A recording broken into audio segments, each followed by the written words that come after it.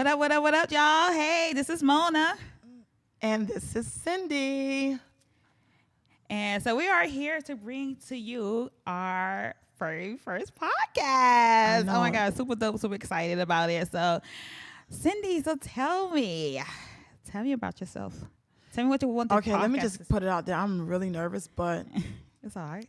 Once I get comfortable, I can't stop talking.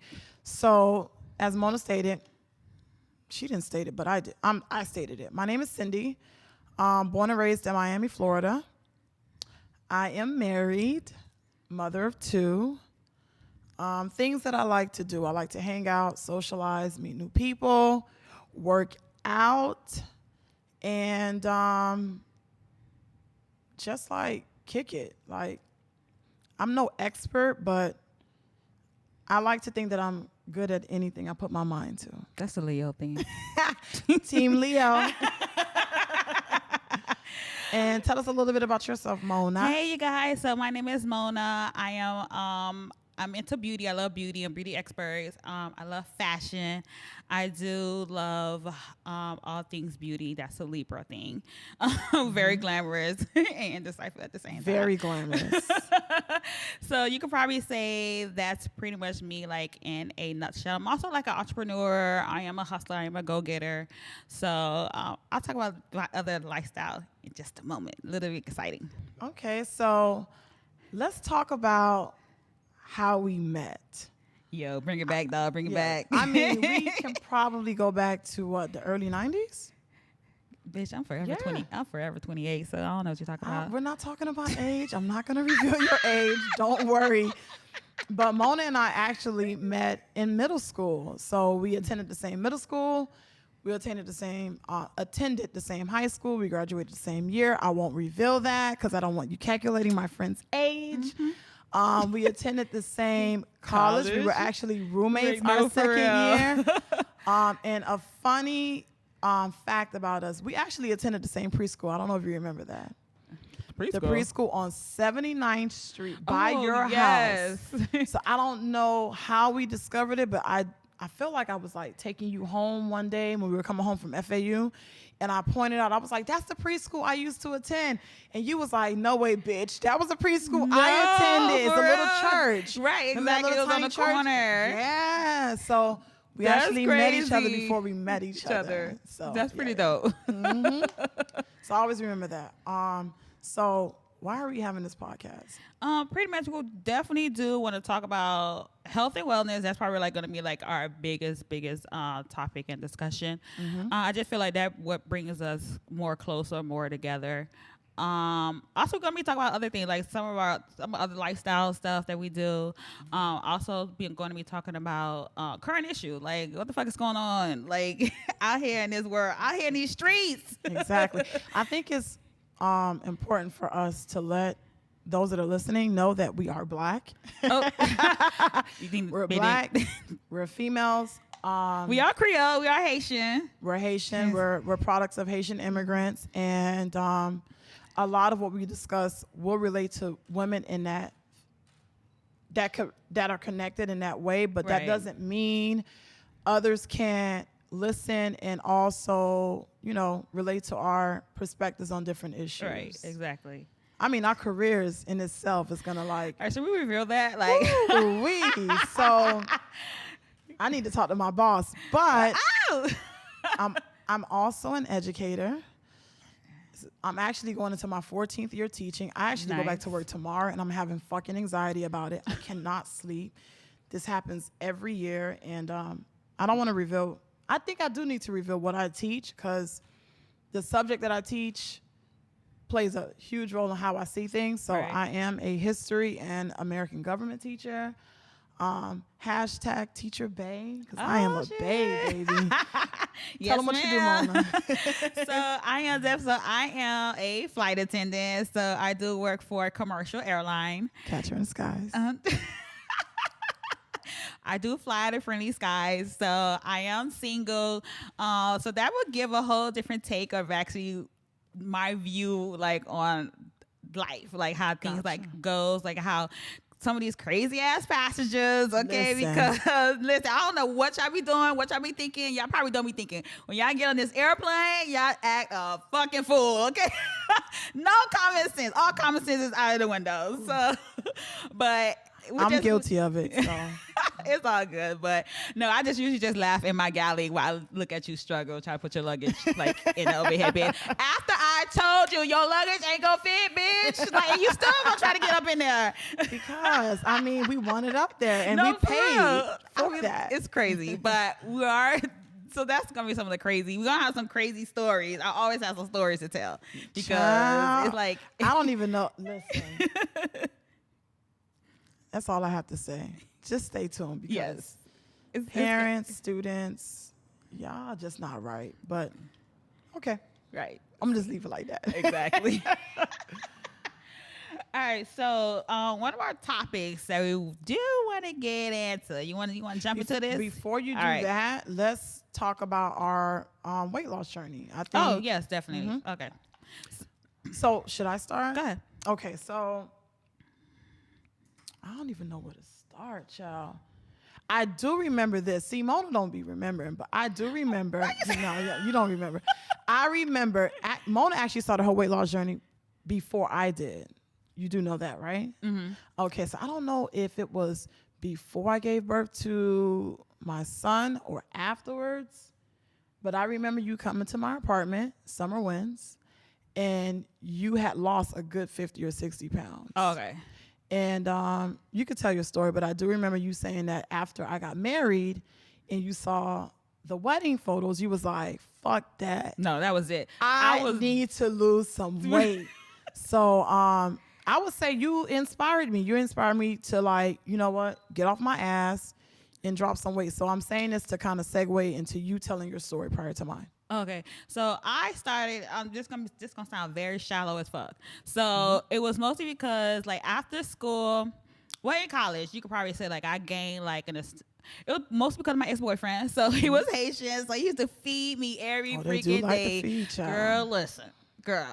So always eating like Haitian food like every single day. So he used to bring it up. He used to come from Miami to Boca and come bring me the food. I remember him. So that's how I blew up. And then like the whole thing about college, like freshman 15, bitch, it was like freshman 30. You could probably like crazy numbers. But then like with school and then all the anxiety, all the testing and stuff like that, just gained like a significant like amount of weight. And like from school, came back home. And then I just went into a whole like depression. I couldn't find no job at the time. And then so it was like, oh my gosh, what am I going to do with my life? Like, so I just gained so much weight. And then so the thing is, like, I was still fashionable. Now, listen, I was a big girl. Very fashionable, when I honey. tell you, listen, okay? Was very fashionable. Yeah, so I could not definitely. fit a pair of my shoes. But just to chime in, I just think that as plus size women, because I still consider myself to be plus size, child, to kind of mask our insecurity, we are over the fucking top. Yes. Hair, yes. makeup, outfit, shoes, purse, all the accessories. Yeah. Yes. And I think a lot of it is to kind of mask how we really feel inside, because everyone is like complimenting you. Oh my God, you look so good. To be big. Right. And exactly. deep down inside, you like, yeah, I could lose 50 or 60 pounds, but this feels good at the moment, so I'm gonna just keep riding away. But after a while, you just get tired of it. Right. So, so that would end up happening. I couldn't fit a pair of my shoes because pretty much like I was swollen, and so like I pretty much had edema like in my feet, and then so I went to the doctor. He was like, "What are you doing?" And I was like, "What you mean, sir? I just came here because I couldn't fit my shoes or whatever." Then that's when I found out I had like all these other health issues. Mm-hmm. So it really wasn't a health issue. It was more so that's when I found out like I had a slight heart murmur where like it wasn't like a big one where I had like a hole like in my heart, but it's more so where I have a slushing sound like when my valves close. So he was like, okay, so you're overweight, your heart is pumping like working overtime. Yeah. He was like, all this is affecting like, so one of the main signs was that your feet would swell. So he was like, you need to lose weight. You need to lose weight quickly. Because he was like, okay, you're borderline pre-diabetic, borderline like people was telling me Everything like, was just fucked up, girl. I was Okay. looking cute on the outside, bitch, but I was fucked up on the inside. Gotcha. So that's when he told me, when he said that I was a walking heart attack waiting to happen, that's when that was it. That was it for That you. was it for me. I was done after that. I was like, oh no, doctor, tell me what I need to do, or we gonna knock this out of the park. So how many years has it been? It's been about 10 years, dog. Yeah. You could probably say that, because I was working at a corporate. Yeah. Wow. Because I couldn't really afford to pay for it out of my pocket. I needed that insurance to kick in. Exactly. So I think for me, I mean, I had already, gotten married, had a kid, and I just feel like as married women, we have this tendency to neglect ourselves. Oh, you get comfortable. Get real comfortable, child. Don't ever do that. That's another discussion. And I just remember going to the mall or going to the grocery store, and my left knee, like 30 minutes into me walking around, and I'm like, oh my God, like I'm limping because, there's so much weight on my left knee. Our 10-year reunion was coming up. This is around 2008, 2009. And I did not want to go back overweight. That was it. I just did not want to go back. And if you guys looking like something. Yeah, and if you didn't know this, well, you know it now. My husband and I went to the same high school. We did not date in high school, but I knew people were waiting to pretty much see if y'all were still together. Not even still together, but like, let's see what this bitch working with since she got so and so now. Does that make sense? Oh, okay, gotcha. So that kind of like all of those things, me neglecting myself, my knee issues, the 10-year reunion, all of that combined basically made me get off my ass, because I had attempted to lose weight a number of times, and I just gave up because I was comfortable. My husband was comfortable, and it was like, shit, if nobody's complaining, right, y'all happy with yeah, I mean, if it ain't broke, why fix it? Right. But I knew deep down inside I wanted to see a change, and that change did something for me mentally that is indescribable. So, bitch, once you lose that weight, listen, honey, your confidence level skyrocket. You couldn't tell me shit. And I was already too confident, like it was ridiculous. That's probably like another topic that your confidence level shoots sky. Like you, not only like physically, like your whole every movement that you do, you move with confidence. Like once your weight loss, like pretty much. Because losing weight is hard, and if you can achieve that, you can take that same drive and put it into your career, put it into your family, put it into any project that you would like to pursue. Like you stated before, you're an entrepreneur. I'm looking to build a brand and also become an entrepreneur. So I think our weight loss journey, like it was the foundation for something bigger. Right. Something bigger, yeah. So I think that's it. All right. And then, oh, girl, you ready for this, bitch? I'm ready for it. All right. Our topic of discussion is, what's your definition of a hot gal summer? Gal. So before we go into this topic, I just want to make it clear about our relationship status. I'm married. Oh, I'm single. I'm single okay. AF. So when you hear hot girl summer, you're automatically assuming that this is something that only pertains to single women, but I am a hot girl, and I have been participating in the hot girl summer. So there's a lot of like stigma going around with the hot girl summer thing. Like, so I personally, I like to look at how Megan pretty much described it, like how it's all about becoming yourself, being your true authentic self, and just like fuck with anybody pretty much got to say about you. I think that is to me, it shouldn't be the summer part, but it's just a hot girl period. So I was actually trying to bring up the post.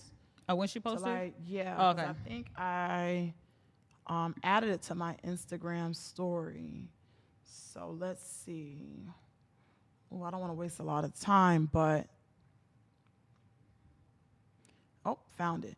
So according to Megan Thee Stallion, she tweeted, being a hot girl is about being unapologetically you, having fun, being confident, living your truth, being the life of the party, etc. So when I saw this on Instagram, I added it to my story. I reposted it because that honestly resonated with me. I think as a married chick, we're often put into this box where you can't go out or you can't dress a certain way. Like I got on lime green and I wore that shit on purpose because people have this tendency to think that if you wear certain things or if you are in certain environments or places that you're automatically single and you're ready to mingle. And that's not always the case. I'm here because shit, I want to have a good time and I have single friends, and why should I like ostracize myself because of what society thinks? So I think my hot girl summer has just been about me, self-care, traveling, Right. you know, all those things. I mean, I don't have to be, excuse my language, sucking and fucking to have a hot girl summer. Exactly. I think that becoming like being your true authentic self is just like that's just who I am. So you might as well just put it in that aspect. So I do travel a lot. I do get to see and meet a lot of different people. I'm jealous. Go ahead.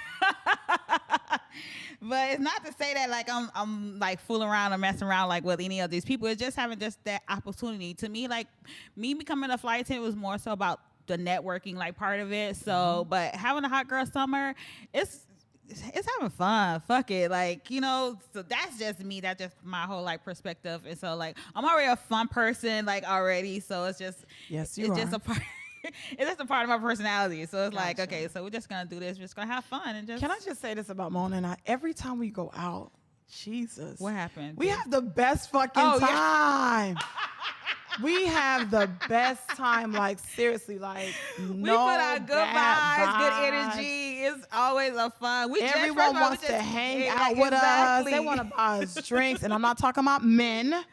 It's everybody. Just everybody. Like, so literally, all right. So we just came back from New York. What, last week, 2 weeks ago, maybe.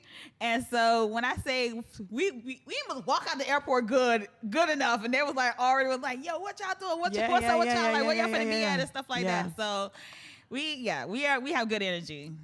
Awesome energy, and I think people pick up on that, and they just want to like. I think people just want to be around good energy, to be honest with you. Nobody want to be around negative energy because that's just like a W, like, ugh. So since both of us have like the good energy, so people just want to be around that naturally. And so that's just the way it is. Yeah. Yeah. We just have a good time. So yeah, let's talk about this backlash. About the hot girl summer? Yes. How they saying we hoes? So what's up with just automatically assuming that anyone that's a part of the hot girl summer movement is a hoe? What's up with that? No, that's just crazy. I guess they feel like, okay, it's summertime, so people probably we wearing less clothes now. Like it's hot. Well, that's true. We live in Miami. Nah, bitch, it was hot in New York. I think it was hotter in New York than it was here. Listen. I think that's maybe because you walked around with a portable fan, so you were okay. Listen, okay. I need a fan. Like you had to see this shit. Oh my God. Listen, okay, yes, I need. I think that's why I cut my hair again after that weekend in New York. I was like, no, I'm going to get a haircut. I can't take this wig life no more. That's why my ass is fucking hot. Like it was the wig, dog. I'm telling you. So I needed my fan. Yeah. So, but I don't understand. Like it's the whole thing about hot girls being hoes. I don't think so. It's just. They just want to hate on it. Let's keep it real. When you listen to Meg Thee Stallion, it is about sucking, fucking, getting some money. And I am not judging anyone that wants to do that. I mean, if that's what you want to do, enjoy. I just have a problem with them labeling everyone in that category. And I just have a problem with society having an issue with black women being happy. They don't want us to be happy, dog. They don't, man. Because when we happy, we're thriving, really. So Gotcha. It's like, okay, so I'm thriving. No, but you're gonna thrive with me. Come on, like, come on. What are you doing? We're like, what's going on with you? Like, let's do this. Do some things. Like, try to progress. So maybe that's probably it. Who do you think has the biggest issue with the hot girl summer? Like, it's men, especially black men. Child, girl. Let me drink. They don't want us to be happy. They don't want us to have a movement was only just the females just having their movement. We're all getting together. We're all like supporting each other. They don't want to see that because they're like, okay, if we get together, they're gonna be like, something's going on here. I gotta bring a little bit of history into this. So when I think of Black women having their own movement in any facet, when you look at history, I think Black men always retaliate against those movements because we kicking them out. They feel left out. They feel left out. When you look at the dynamic of the Black family, I mean, Black men have been through a lot, I would say, when you think of it in terms of slavery. And, you know, you could be a Black man as a slave and you have a family and this slave master comes in. Oh, okay. You know what I'm saying? Takes your family, rapes your wife, have children with them to, you know, further build their economy. I'm just thinking in that context of where we came from. And it just seems like whenever we move in a way that symbolizes independence, they just get scared. And their natural reaction is to hate. Shut it down. Or shut it down. Like, nah, this ain't happening. So I think that's why for every movement that we create, there's always like some little retaliation. Like, could you imagine being a Black woman where you are discriminated against, not solely because of the color of your skin, but also because of your gender. So right. We've been a part of a lot of different movements, and we're still kind of like fighting for our own space. Right. So I think that's why Black men kind of like, you know, low-key be hating. I mean, I love Black men. Trust me. I love y'all. You guys are beautiful. You guys are kings. Right. But, let us have our moment. Because we've always had their back, even when they don't have ours. Yeah, that's true. Mm-hmm. That's true. So yeah. I think that's pretty much like what they don't want to see it. They don't want to see it happen. So yeah, all y'all city boys out there, city boys, stop it, y'all. Mm-hmm. Yeah, yeah. So how could a married chick have a hot girl summer? You can have a hot girl summer by sleeping in. You can have a hot girl summer by asking your husband to watch the kids while you go out with your friends, right? Brunch. Right. I mean, we do live in Miami. There's always spots, right, that you can go to. Happy hour. You got clubs. I mean, anything. It doesn't always have to involve you doing something that by society standards is, you know, not allowed. So yeah. I think for me, like for a hot girl summer as a single person, child, do you. That's it. That's it. Period. Period. All right, you guys. So this is the end of our podcast. Our first podcast. Our first one. I think we survived. We did. So, but stay tuned. We will be coming to you with more. We don't have a name yet. We don't have a name yet. We don't have a title. We don't have like a logo, bitch. We don't have. It's coming though. Like music, but it's coming. It's coming. We just really wanted to like throw it out there into the universe. Exactly. And see what takes off. All right, you guys. Bye. Deuces.